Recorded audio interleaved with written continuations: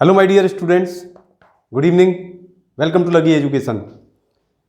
Last video lecture में मैंने अपना चैप्टर नंबर 9 कंप्लीट कर दिया था और काफ़ी कुछ मैंने आपको उसमें बता दिया था, समझा दिया था। एक और चैप्टर के साथ हम स्टार्ट कर रहे हैं, chapter number 10, the tribute. Tribute मतलब श्रद्धांजलि। ये जो चैप्टर है जिस रेफरेंस में आप इसको पढ़ेंगे तो आपको थोड़ा बहुत आइडिया तो इतना है ही है कि हमारे भारत में संयुक्त परिवार का सिस्टम रहा, तो जॉइंट फैमिली जिसको कहते हैं। लेकिन जैसे जैसे समय गुजरा परिवार टूटते चले गए और परेशानियां बढ़ती चली गईं। संयुक्त परिवार में जब लोग रहते थे तो बहुत फायदे थे, और आज भी जो लोग रह रहे हैं उनको बहुत फायदे मिल भी रहे हैं। एक ऐसा कैरेक्टर जिसमें नाम आएगा उसका बबली। 3 भाई हैं, ये शहर में रहता है। किसी संपत्ति को लेकर, जमीन को लेकर कोई विवाद हो गया घर में और बात बंटवारे की आ गई, और जब बंटवारा होता है तो बड़ा दुख होता है। जब परिवार टूटता है तो बड़ा दुख होता है। जब ये बात इसको पता चलती है, शहर में रहता है, जब बड़े भाई का लेटर आता है, क्योंकि बीच वाला भाई जिद करता है कि बंटवारा होना है, बंटवारा कीजिए। इसको जब लेटर पहुंचता है तो उसको बड़ा दुख होता है कि बड़े भाई ने पत्र लिखा, मैं नहीं लिख पाया उनके लिए। जनरली ये लिखता रहता था, लेकिन डिले हुआ, उनका लेटर आया, और इस तरीके से जो लेटर आने पर ही इनको बड़ा अफसोस हुआ कि ये लेटर आया है, बड़ी शर्म महसूस हुई। और पढ़ने के बाद तो और भी ज़्यादा स्थिति इतनी ख़राब हो गई कि लेटर पढ़ते ही पसीने आ गए। तो किस तरीके से मैटर सॉर्ट आउट हुआ, किस तरीके से मैटर स्टार्ट हुआ, बड़े भाई ने क्या बबली के लिए किया था, क्या व्यवस्थाएं थी परिवार में, ये सब आपको एक समझने को मिलेगा, सुनने को मिलेगा। देखिए, आज भी मैं यदि अपनी ओपिनियन की बात करूं तो संयुक्त परिवार में जो लोग रह रहे हैं वो खुश हैं। बच्चे अपनी बातों को शेयर कर लेते हैं, बड़े लोग अपनी परेशानियों को शेयर कर लेते हैं आपस में, और एकाकीपन जो होता है, एक अकेलापन जो होता है, वो कोई भी महसूस नहीं करता ऐसे परिवार में।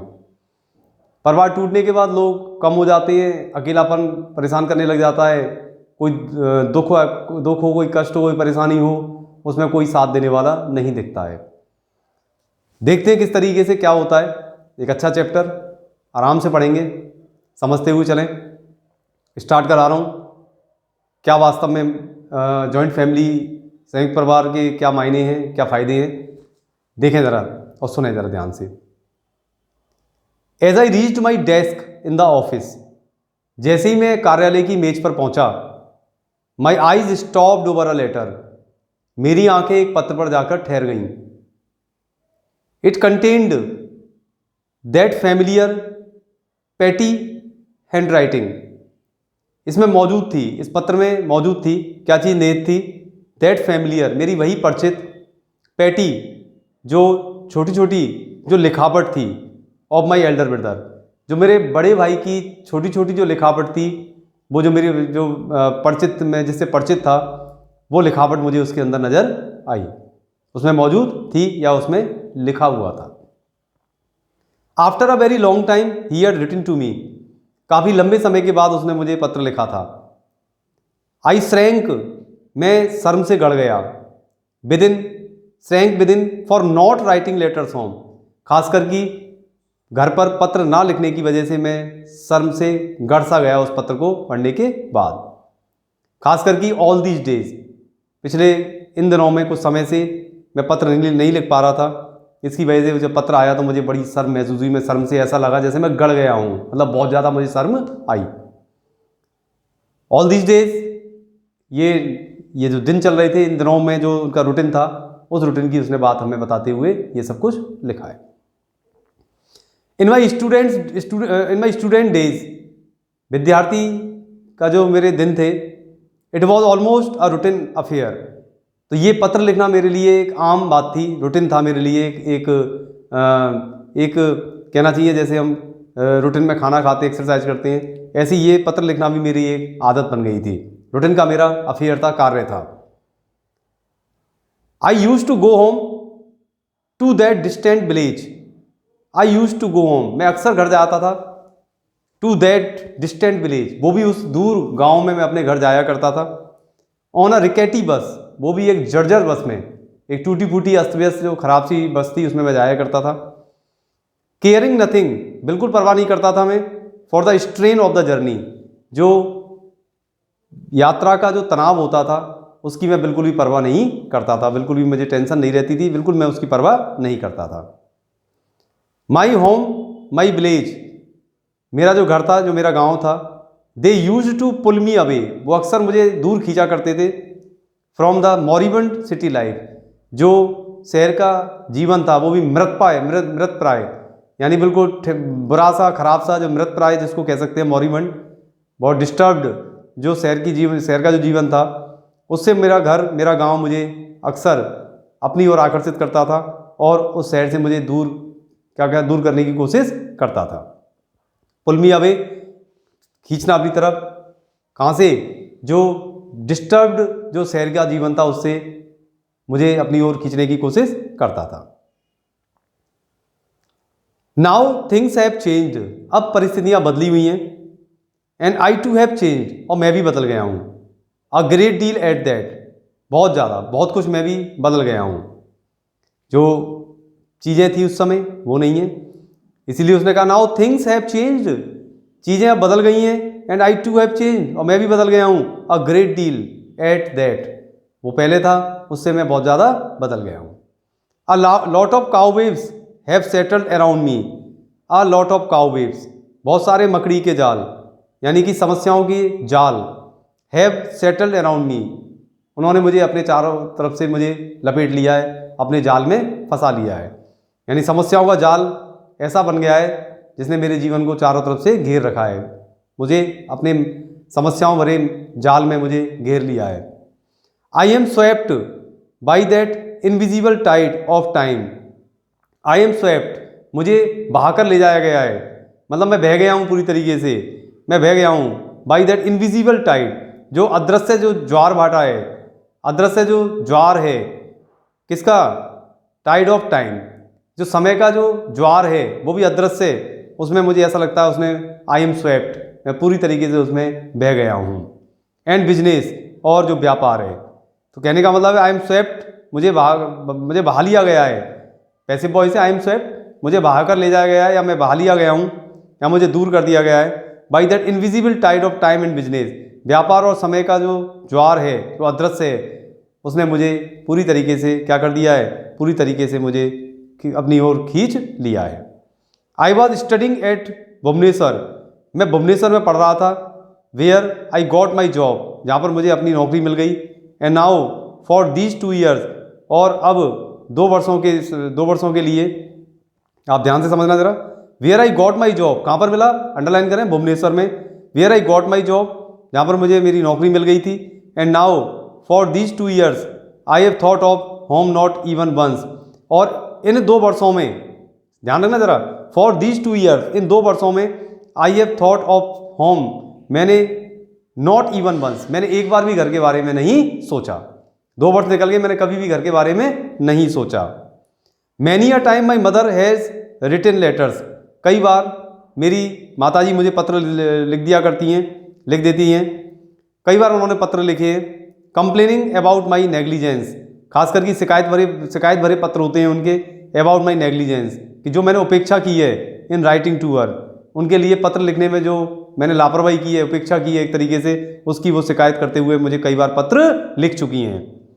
सी has even reminded me of these pre marriage days of mine, she has even reminded, मुझे वो यहाँ तक भी याद दिला चुकी हैं, किसको? Of those pre marriage days, जो विवाह से पूर्व के जो दिन हुआ करते थे मेरे, उनको भी वो मुझे कई बार याद दिलवा चुकी हैं।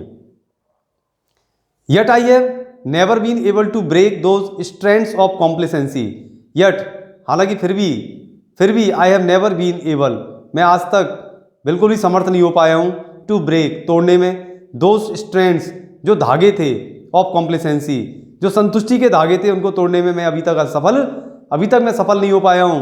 विच हैव कॉइल्ड अराउंड मी, जिन संतुष्टि के धागों ने मुझे चारों ओर से कुंडली बनाकर घेर रखा है, जो लिपटे हुए मेरे चारों तरफ, उन संतुष्टि के धागों को मैं अभी तक तोड़ पाने में सफल नहीं हो पाया हूँ, समर्थ नहीं हो पाया हूँ।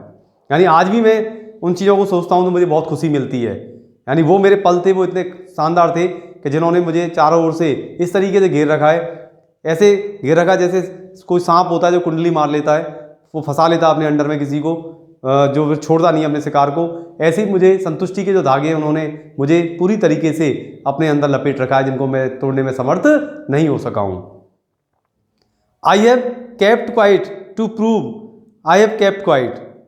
prove that I am busy and preoccupied. I have kept quiet. मैं बिल्कुल शांत हो जाता हूँ, मैं पूरी तरीके से शांत हो जाता हूँ। To prove, ये साबित करने के लिए, that I am busy and preoccupied. तो मुझे क्या करना पड़ता है? I have kept quiet. अब मैं पूरी तरीके से बिल्कुल कैसा हो गया हूँ, पूरी तरीके से शांत हो गया हूँ। To prove, ये साबित करने के लिए मैं मतलब बिल्कुल शांत रहता व्यक्ति जब नहीं करेगा काम तो बोल भी नहीं पाएगा। तो I have kept quite to prove that I am busy and preoccupied, कि मैं व्यस्त हूँ और पहले से ही मैं कई कामों में लगा हुआ हूँ, इसलिए मुझे बिल्कुल चुप रहकर इन सब चीज़ों को दिखाना पड़ता है। Now she does not complain, अब वो शिकायत भी नहीं करती हैं। मतलब सब चीज़ों को किस तरीके से वो मेंटेन करना पड़ता है। तो माँ को वो क्या कर वो चुप कर मतलब क्यों चुप करा देता है उनको, मतलब खुद भी शांत बना रहता है और उनको भी माँ को भी ये कहकर शांत कर देता है कि मैं बहुत व्यस्त हूँ और बहुत ज़्यादा मैं पहले से मुझ पर बहुत सारे कामकाज है। Now she does not complain, अब वो शिकायत नहीं करती है माँ।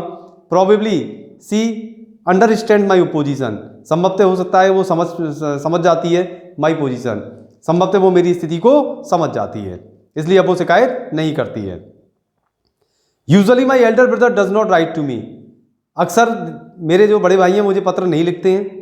He does not need anything from me, क्योंकि उन्हें मुझसे किसी प्रकार की कोई आवश्यकता नहीं रहती है। ही हैज़ नेवर सॉट, उन्होंने आज तक नहीं चाहा, अ टोकन, एक उपहार तक नहीं चाहा, फ्रॉम मी, उन्होंने आज तक मुझसे कोई उपहार नहीं मांगा, ना उपहार की इच्छा जताई है। इन लीव ऑफ, के बदले में, ऑफ हिज कंसर्न, जो उन्होंने जिम्मेदारी निभाई थी उसके बदले में उन्होंने आज तक मुझसे कोई उपहार मांगने की इच्छा नहीं जताई है। एज एन एल्डर ब्रदर, एक बड़े भाई के रूप में जो उन्होंने जिम्मेदारी निभाई थी मेरे लिए, उसकी उन्होंने आज तक उसके बदले में कोई भी उपहार चाहने की इच्छा नहीं जताई है, कुछ भी उपहार नहीं चाहा है। इन दोज डेज, उन दिनों, when I was a student, जब मैं एक विद्यार्थी था, the only thing that he inquired, जो एकमात्र चीज़ थी जिसकी वो जानकारी लेते थे, इंक्वायरी करते थे, जांच पड़ताल करते थे, वो क्या थी? About was my well being, वो मेरे हालचाल पूछा करते थे केवल, मेरे हालचाल कैसे हैं। During my stay at home, जब मैं घर पर आता था, ही वुड कैच फिश, मेरे लिए मछली लेकर आते थे, for me from the pond, तालाब से। तालाब कहाँ पर था? बिहाइंड आवर हाउस, हमारे घर के पीछे जो तालाब था वो वहाँ से मछलियाँ पकड़ कर लाते थे। And would ask his wife, और अपनी पत्नी से कहते थे, to prepare a good dish, कि वो अच्छी मच्छी पकाकर खिलाए।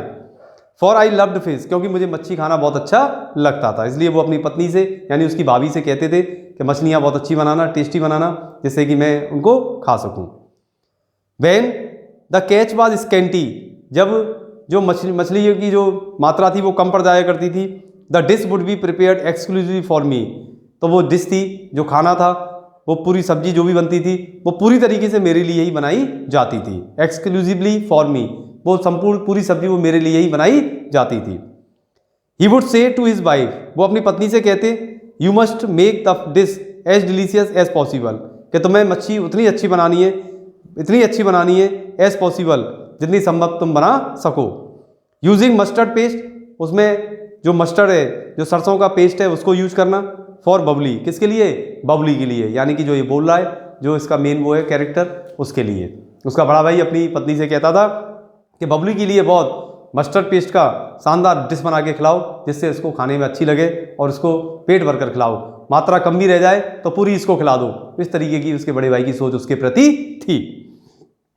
Even now he is the same man, आज भी वो वैसे ही व्यक्ति हैं, विद द सेम टोन, वैसी उनकी आवाज़ है, ऑफ लव, वो भी प्यार भरी आवाज़ भी वैसी है उनकी, एंड कंपेशन, और वो ही उनकी भावना मेरे प्रति है। नथिंग हैज़ चेंज्ड हिम, उसमें कुछ भी बदलाव नहीं आया है। हिज 7 चिल्ड्रन, 7 बच्चे हैं उनके, फादर मदर कैटल, माता पिता हैं, मवेशी हैं, फील्ड्स खेत वगैरह हैं, हाउस होल्ड रेस्पॉन्सिबिलिटीज, घर की जिम्मेदारियां भी उन पर बहुत हैं। ही इज़ द सेम, मेरे भाई, माई एल्डर ब्रदर, मेरे बड़े भाई तो बिल्कुल वैसे ही हैं जैसे वो पहले थे। कहने का मतलब क्या हुआ कि जो बबली है, इसका जो मेन कैरेक्टर है, उसका अपने बड़े भाई से बहुत लगाव है, क्योंकि बड़े भाई ने बहुत कुछ उसके लिए किया है। बहुत ध्यान रखते थे बड़े भाई, जब वो पढ़ता था तो भी वो हालचाल पूछते थे और स्वास्थ्य के बारे में ज़्यादा पूछते थे। घर, जब मैं बता रहा है कि जब मैं घर जाता था, घर रुकता था, तो अपनी पत्नी से कहते कि मैं मच्छी लेकर आ रहा हूँ, इसको खिलाओ, क्योंकि इसको अच्छी लगती थी खाने में। तो एक आत्मिक, एक इंटरनल लगाव था, एक अटैचमेंट था इंटरनली। अब इतना ज़्यादा लगाव, वो बड़ा भाई इतना ज़्यादा अच्छा तरीके से उसने किया काम, बढ़िया तरीके से उसको पढ़ाया, उसको जॉब मिली, पूरा घर देखा, माता पिता देखे, ज़मीन देखी, मवेशी देखे, और इसको पढ़ाया केवल। सब कुछ अच्छा रहा, वो समय बहुत अच्छा था। राइटर का बबली का कहना है, जिसका मेन कैरेक्टर है, वो कहता है कि जब मैं गांव जाता था तो बस भी बहुत जर्जर थी, लेकिन मुझे बिल्कुल परवाह नहीं थी कि वो जर्जर है, और मैं यात्रा की जो थकान होती थी उसको भी मैं बिल्कुल परवाह नहीं करता था। इंटरनली अटैचमेंट सब इसके अंदर स्टार्टिंग से आपको दिख रहा है। और पैशन जो होता है, एक आत्मिक जो लगाव होता है, मन से जो लगाव होता है, वो वास्तव में बहुत ज़्यादा इतना बढ़ जाता है किसी के प्रति, और लेकिन जब वो चीज़ टूटती है, अलग होती है, तो बड़ा दुख होता है, बड़ा कष्ट हो जाता है। यही इस चैप्टर की वो है। इसी रेफरेंस में आपको ये चैप्टर आगे पढ़ना है। क्या हुआ था, किस तरीके से अचानक ऐसी बात आई कि विभाजन होना चाहिए, किस तरीके से बबली ने उसको एपिसोड को पूरा देखा, किस तरीके से उसको उसकी इंटरनल जो फीलिंग्स है वो उसकी इसमें आई, चैप्टर में जब आएंगी, ये सब कुछ आपको पढ़ने को मिलेगा। अगली वीडियो लेक्चर में मैं इसको फिर स्टार्ट करूँगा आगे से। तब तक आप इसकी रीडिंग जरूर लगाएं, और कोई दिक्कत हो तो आप मुझसे पूछें। तब तक इस चैप्टर को आप पढ़ें, समझें, और समझने के साथ साथ कोई वर्ड मीनिंग जो भी हो आप ज़रूर उसमें कमेंट बॉक्स में जाएं, या जो भी आपके पास फैसिलिटी दे रखी है अपना मैसेज आप सेंड करने की आपकी, उसमें ज़रूर डालें। तब तक घर पर रहें, सुरक्षित रहें। Thank you.